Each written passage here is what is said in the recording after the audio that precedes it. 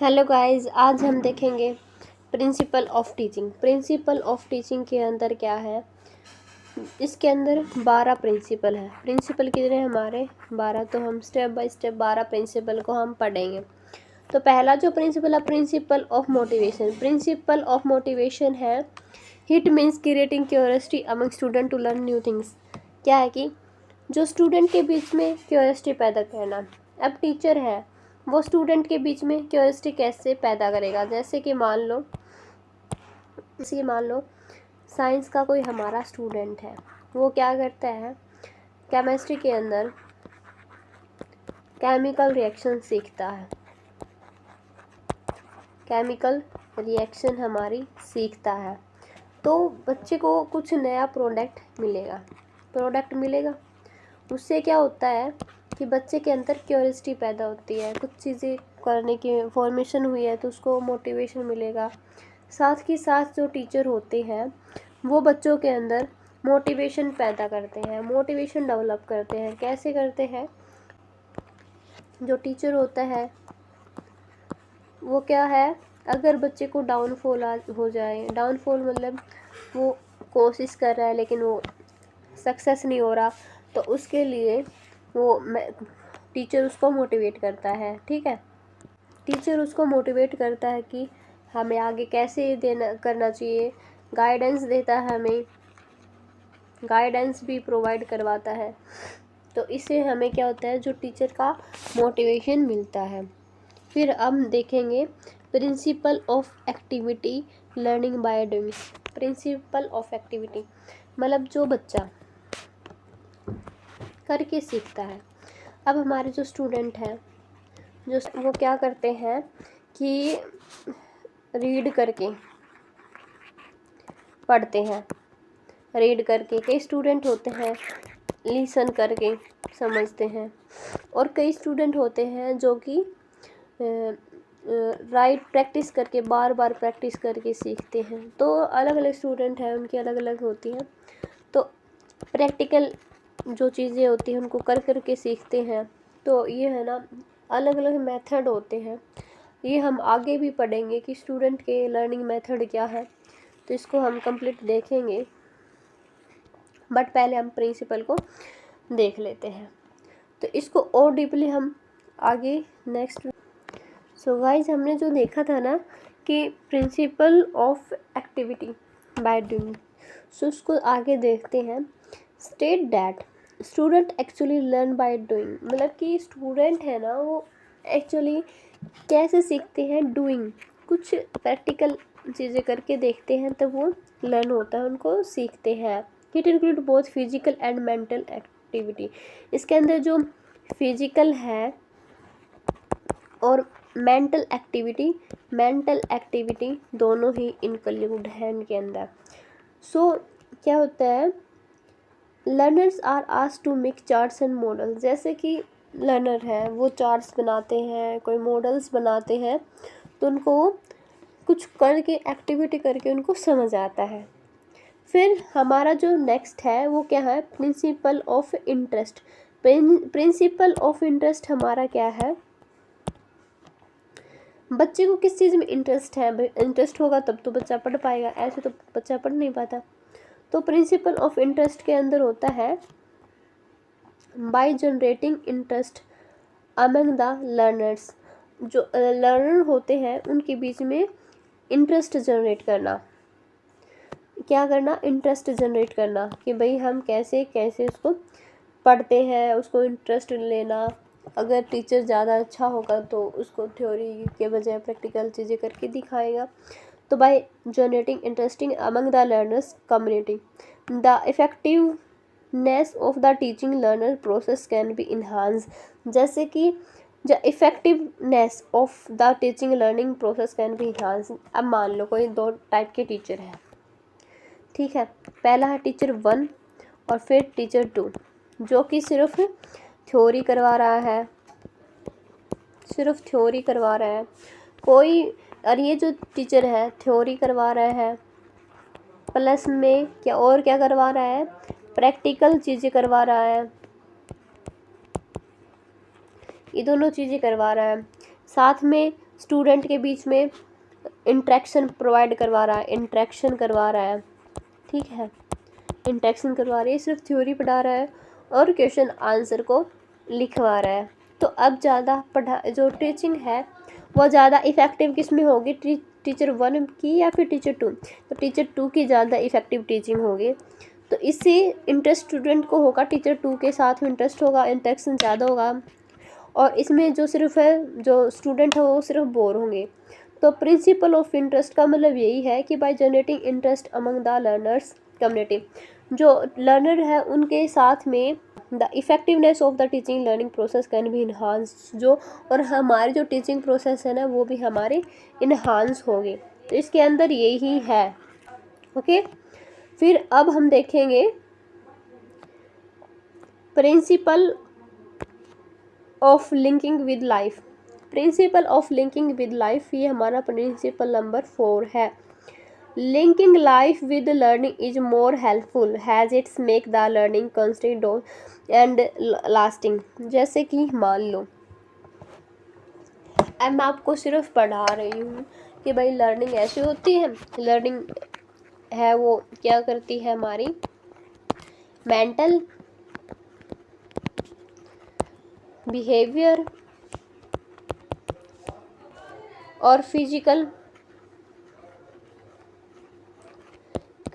Health को क्या करती है, चेंज करती है।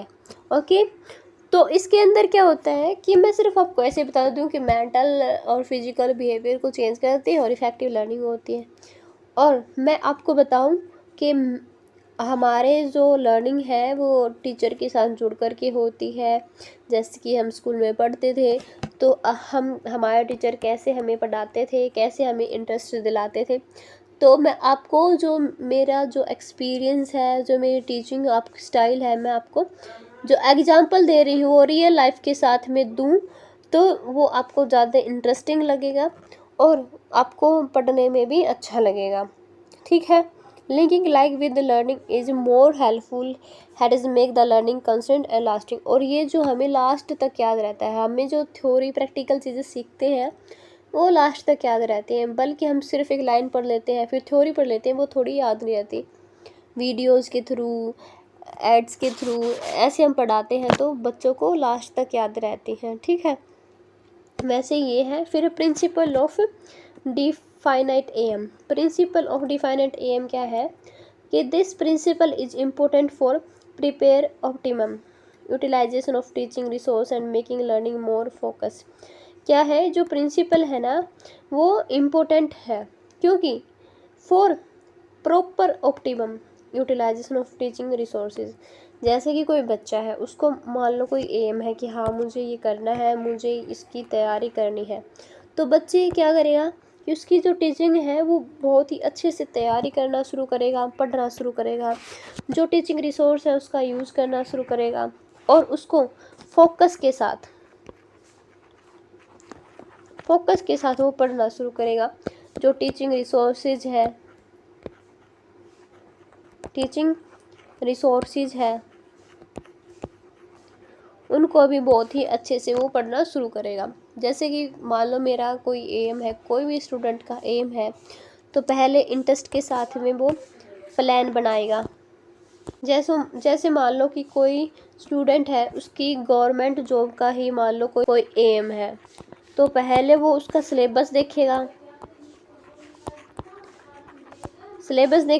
फिर वो कोचिंग देखेगा कहाँ से मैंने अपनी पढ़ाई शुरू करनी है और वो कहाँ से अपनी टीचिंग प्लान बनाएगा, कैसे कुछ देखेगा। तो वो हर कुछ अपने अकॉर्डिंग प्लान बनाता है। अगर उसको इंटरेस्ट है, अगर इंटरेस्ट ही नहीं है तो कुछ नहीं हो सकता, वो कुछ नहीं करेगा और टाइम वेस्ट होगा।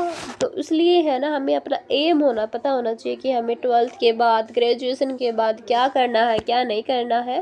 टीचर भी होता है, उसके पास सिलेबस होता है बहुत सारा और उसको कुछ टाइम लिमिट के अंदर ही वो सिलेबस कवर करवाना होता है। And hence teaching should be systematic to make optimum use of resources with time limit. इससे क्या होता है कि भाई जो शुड बी सिस्टमेटिक, तो टीचिंग है वो सिस्टमेटिक तरीके से हो जाती है और ऑप्टिमम ज़्यादातर है ना रिसोर्सेज का यूज़ किया जाता है एक टाइम बाउंड के अंदर। तो एक सिस्टमेटिक टीचिंग हमें प्रोवाइड होती है।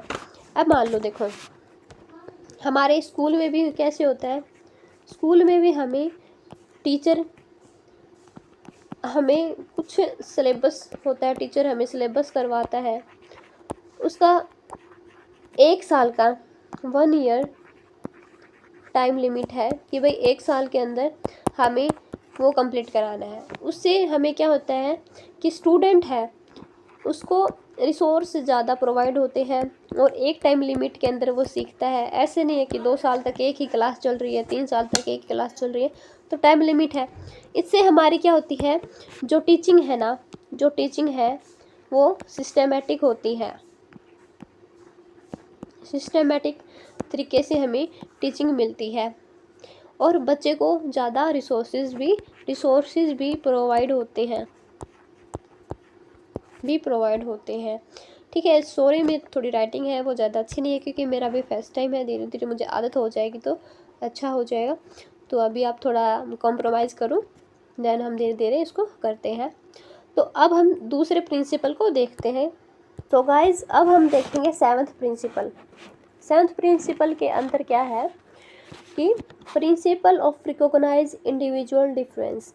इसके अंदर हमारा होता है every student is unique in term of intelligence, attitude, abilities, socio economics background and potential. The teaching method should be design in such a manner to enable all the learners get equal opportunity in life. देखो अब मैं इसको ऐसे समझाती हूँ आपको कि जो स्टूडेंट है, सॉरी थोड़ा मिसअंडरस्टैंडिंग हो रहा है, आप समझ लो। स्टूडेंट है हमारा, कोई 18 to 19 ईयर के स्टूडेंट है, कोई 10 to 15 ईयर के स्टूडेंट है, ठीक है, कोई 5 to 10 ईयर के स्टूडेंट है। तो इन स्टूडेंट के अंदर क्या है, इनकी मेंटल, जो 18 to 19 ईयर के स्टूडेंट है इनकी मेंटल एबिलिटी अलग होगी, इनके जो डिसीजन मेकिंग स्किल है वो अलग होगी, और ये अभी भी इनकी भी जो स्किल है अलग होगी। और 5 to 10 ईयर है, ये तो बिल्कुल ही छोटे होते हैं, तो इनको अभी डिसीजन मेकिंग ज़्यादा सही से नहीं पता होता। तो क्या होता है कि अब स्कूल में क्या सिस्टम कर रखा होता है कि हमारे सेम एज के स्टूडेंट को एक क्लास के अंदर, सेम क्लास के अंदर ही बैठाया गया, उनको एक जैसी जो टीचिंग है वो दी गई है। वैसे ही 18 to 19 ईयर को एक क्लास के अंदर बैठाया गया है और उनको सेम टीचिंग भी प्रोवाइड की गई है, क्योंकि इनकी माना होता है कि भाई इनकी जो मेंटल हेल्थ है और फिजिकल फिटनेस है, जो भी कुछ है, मान लो बिहेवियर वगैरह अभी सेम ही चल रहा होता है, तो उनको एक क्लास के अंदर, उनको अलग क्लास के अंदर। अब मान लो कि एक 18 साल के बच्चे और एक 5 साल के बच्चे को हम एक क्लास के अंदर बैठा दें, उनको एक जैसी पढ़ाई मान लो 5th क्लास के बच्चे को 12th क्लास की जैसे पढ़ाए तो उसको कुछ समझ में नहीं आएगा। और अगर हम 18 ईयर ओल्ड स्टूडेंट को अगर हम पढ़ाएं कि मैथ्स के कुछ बेसिक कॉन्सेप्ट या फिर छोटी मोटी चीज़ें, तो वो उससे बोर हो जाएगा और उसका टाइम वेस्ट हो जाएगा। तो ऐसे इसमें कहा गया है कि every student is unique in term of intelligence, attitude, ability, socio economic background और potential. The teaching method should be design in such a manner enable all the learners get equal opportunity in life. तो ऐसे इसने कहा है कि भाई अगर मान लो कि 18-19 साल के बच्चे हैं, उनका बैकग्राउंड भी थोड़ा अलग हो जाता है, तो उनके अकॉर्डिंग टीचर को है ना उसको पढ़ाना चाहिए, सिखाना चाहिए, ठीक है। अब देखेंगे हम principle 8, principle of selection. Principle of selection क्या है? The teacher should select content that can be more relevant and updated to the learners objective. The teacher should select content, जो टीचर है ना वो कंटेंट को सिलेक्ट करता है, that can be more relevant and updated to the learners objective. मान लो अब मैं इसको भी एक अच्छे से एग्जाम्पल के साथ में क्लियर करवाऊंगी। एक स्टूडेंट है, उसका एम है कि भाई वो यूपीएससी क्रैक करे। मान लो एक स्टूडेंट, उसका यूपीएससी क्रैक करने का एम है और उसको मैं पढ़ाऊँ साइंस के कॉन्सेप्ट, और स्टूडेंट का बैकग्राउंड है आर्ट्स है, मान लो आर्ट्स उसका बैकग्राउंड है, उसको मैं साइंस के कॉन्सेप्ट कराऊँ और यूपीएससी में तो वैसे तो सारे आते हैं, लेकिन मैं उसको और एडवांस चीज़ें सिखाऊं, जैसे कि पीएचडी के बारे में, पीएचडी वगैरह इनके बारे में नॉलेज दूं, या फिर कुछ जो इस यूपीएससी से रिलेवेंट नहीं है ऐसे को मैं मतलब आपको नॉलेज दूं। मान लो कि हमारा यूपीएससी से रिलेटेड कोई भी वो नहीं है, हमारा एम है, लेकिन जो सिलेबस मैं आपको प्रोवाइड करवा रही हूँ वो बिल्कुल सिलेबस से आउट ऑफ सिलेबस है, तो वो स्टूडेंट के लिए क्या होगा, एक हार्मफुल होगा, उसका टाइम वेस्ट ही होगा। तो जो स्टूडेंट होता है ना, जो टीचर होता है उसको रिलीवेंट सब्जेक्ट ही प्रोवाइड करवाने चाहिए, सिलेबस प्रोवाइड करवाना चाहिए स्टूडेंट को, ताकि वो क्या हो, इस जो सोचा है उसने उसके ऊपर वो काम कर सके। ठीक है, ऐसे ही होता है। पूछा है आपको समझ में? अब हम देखेंगे principle of division. Principle of division हमारा क्या है? तो प्रिंसिपल ऑफ डिवीजन है to make learning easier subject matter should be divided into units and there should be link between units। अब मान लो जो स्टूडेंट होते हैं, स्टूडेंट नहीं आप टीचर ही ले लीजिए, या फिर हमारे जो एजुकेशन सिस्टम है उसको भी हम मान सकते हैं कि हमारे जो सिलेबस है हमारा जो सिलेबस है उसको कैसे डिवाइड किया गया है। पहले एक बुक बना दी, बुक के अंदर हमारी क्या बना दी, यूनिट बना दी, यूनिट के अंदर हमारा क्या बना दिया, टॉपिक, और टॉपिक के अंदर हमारा क्या बना दिया, सब टॉपिक बना दिया। पहले हम क्या करते हैं, जो सब टॉपिक होता है हमारा, सब टॉपिक को हम पढ़ते हैं, सब टॉपिक को कंप्लीट करने के बाद, इसको कंप्लीट करने के बाद हम क्या करते हैं, टॉपिक कंप्लीट करते हैं, जो उसका जो पूरा सार है वो देखते हैं, उसको समझते हैं, फिर हमारा टॉपिक कंप्लीट हो जाता है। टॉपिक कंप्लीट करके हम बहुत सारे अलग अलग टॉपिक कंप्लीट करते हैं। टॉपिक कंप्लीट करने के बाद हम क्या करते हैं, यूनिट कंप्लीट करते हैं। यूनिट कंप्लीट होते ही हम हमारी बुक कंप्लीट कर देते हैं, और बुक कंप्लीट हो जाती है तो हमारा syllabus according to the government हमारा पूरा हो जाता है।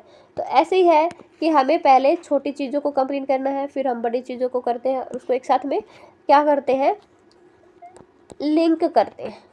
ठीक है, ऐसे हमारा होता है। तो इसमें भी वही प्रिंसिपल हमें बताया गया है। ओके, अब हम देखेंगे प्रिंसिपल ऑफ डिवीजन हमने कर लिया, अब हम नेक्स्ट प्रिंसिपल को देखेंगे। अब गाइस हम देखेंगे principle of revision. Principle of revision क्या है? To make learning more lasting the acquired knowledge should be revise immediately and repeatedly. हम ये तो हम करते ही हैं कि हमारा जो सिलेबस कंप्लीट हो गया है उसको हम प्रैक्टिस करते हैं, देन उसके बाद हम रिवीजन करते हैं, प्रीवियस ईयर क्वेश्चन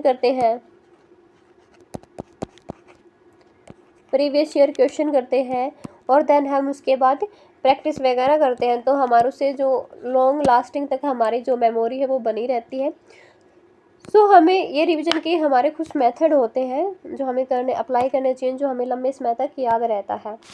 फिर हमारा 11th प्रिंसिपल है principle of creativity boost and recreation refresh. जैसे कि हम कोई चीज़ सीखते हैं तो उसको क्रिएटिविटी एकदम से हमारी होती है, हाँ हमें ये करना है, करके ही रहना है, और फिर हम उसको रिक्रिएशन, अगर कोई ख़राब चीज़ हो जाए तो हम फिर उसको फिर से रिक्रिएट करते हैं। It is necessary to make the classroom environment creative, engaging and humorous. क्या होता है कि हमें अपना जो क्लास का जो इन्वायरमेंट है, इसके लिए क्लासरूम है उसको बहुत ही अच्छे से पॉजिटिव इन्वायरमेंट रखना चाहिए।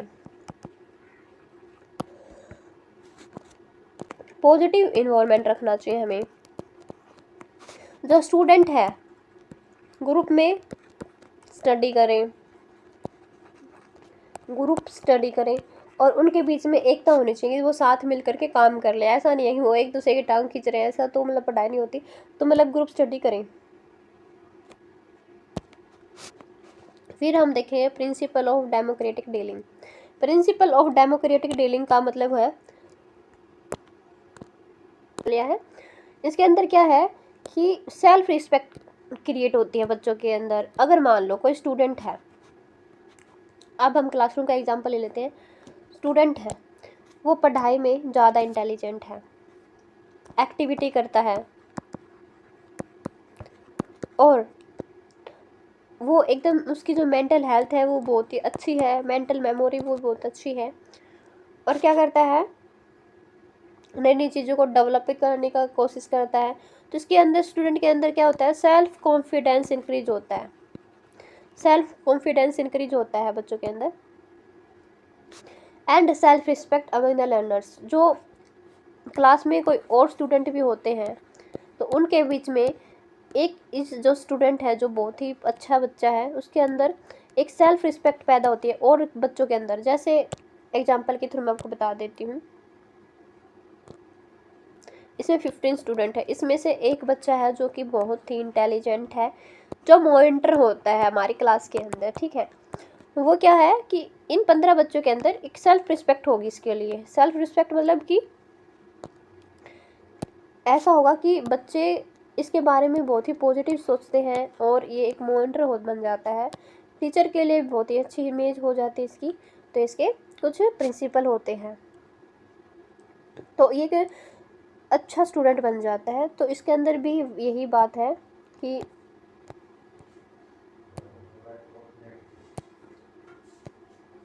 प्रिंसिपल ऑफ डेमोक्रेटिक डीलिंग, ठीक है। अब हमारा यहाँ पे ये कंप्लीट होता है। अब हमारे यहाँ पे वीडियो कंप्लीट होती है। अच्छी लगी तो लाइक सब्सक्राइब ज़रूर करें। Thank you.